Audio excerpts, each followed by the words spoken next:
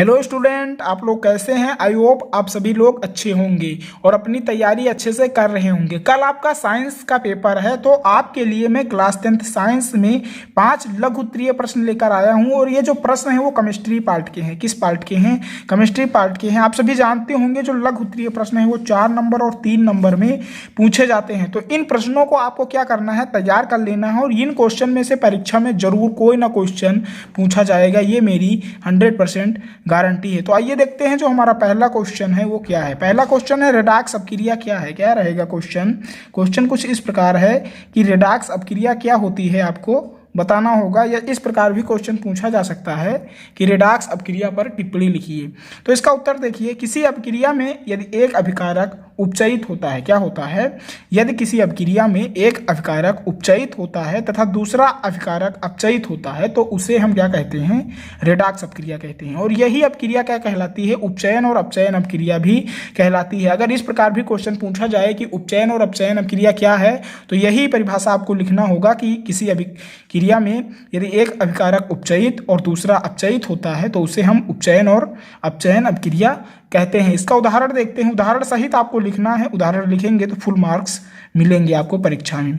ZnO plus C gives out Zn plus CO। यहाँ पे क्या हुआ है, ZnO में O विस्थापित हो गया है, मतलब O का अपचयन हो गया है। क्या हो गया है, अपचयन हो गया है।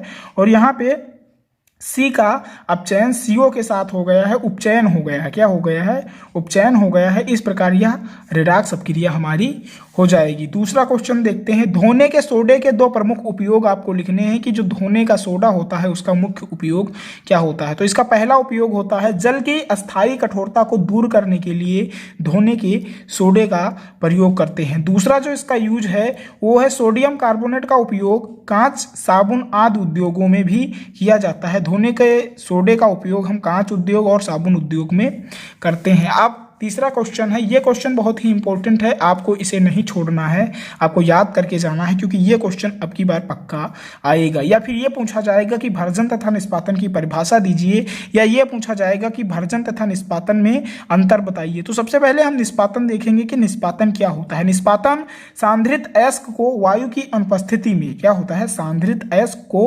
वायु की अनुपस्थिति में उसके गलनांक के नीचे उच्च ताप पर गर्म करके ऑक्साइड में परिवर्तित करने का जो प्रक्रम होता है उसे निस्तापन कहते हैं। उदाहरण देखते हैं। ZnCO3 gives out ZnO plus CO2। ये अपक्रिया हमारी निष्पादन की है। भर्जन हम देखते हैं, भर्जन क्या होता है। भर्जन सांद्रित अयस्क को वायु की नियंत्रित मात्रा की उपस्थिति में गलनांक से नीचे परंतु उच्च ताप पर क्या करते हैं, भर्जन को उच्च ताप पर गर्म करके ऑक्साइड में परिवर्तित करने की जो प्रक्रिया होती है उसे हम भर्जन कहते हैं। इसका उदाहरण देखिए। 2ZnS plus 3O2। और क्या करते हैं, गर्म भी करते हैं और वायु की उपस्थिति में गर्म करते हैं। किसकी उपस्थिति में, वायु की उपस्थिति में जब गर्म करते हैं तो 2ZnO प्लस 2SO2 हमें प्राप्त होता है। यह जो अपक्रिया है यह भर्जन की है। आगे देखते हैं। आगे 4 नंबर क्वेश्चन देखते हैं, बहुत ही इंपॉर्टेंट है। सजातीय श्रेणी क्या है, उदाहरण के साथ आपको समझाना है। सजातीय श्रेणी पर टिप्पणी लिखने को भी आ सकता है। तो इसका आंसर देखिए। जब कार्बनिक यौगिकों का सामान्य अणुसूत्र व क्रियात्मक समूह समान हो, क्या हो, जब कार्बनिक यौगिकों का सामान्य अणुसूत्र व क्रियात्मक समूह समान हो तथा इन्हें अणुभार 14 के अंतर से घटते हुए या बढ़ते हुए क्रम में व्यवस्थित किया जाए। क्या किया जाए, इन्हें अणुभार 14 के अंतर से घटते हुए या बढ़ते हुए क्रम में व्यवस्थित किया जाए तो एक श्रेणी का निर्माण होता है और इसे हम सजातीय श्रेणी कहते हैं। इसका उदाहरण क्या होगा, CH4 मेथेन है, C2H6 एथेन इसका उदाहरण होगा। 5 नंबर क्वेश्चन देखते हैं। आधुनिक आवर्त नियम क्या है, आपको लिखना होगा, या आधुनिक आवर्त नियम पर टिप्पणी लिखिए। इस प्रकार से क्वेश्चन पूछा जा सकता है। तो इसका आंसर आप इस प्रकार कुछ लिखेंगे।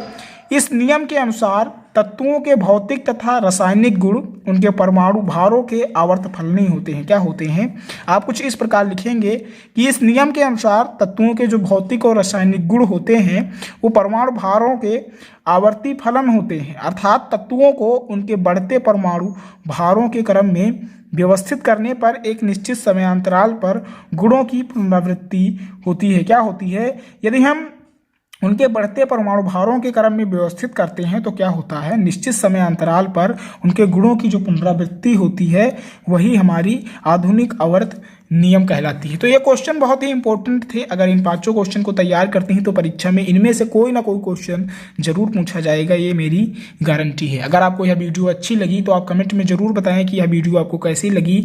तो फिर मिलते हैं अगले वीडियो में, तब तक के लिए धन्यवाद।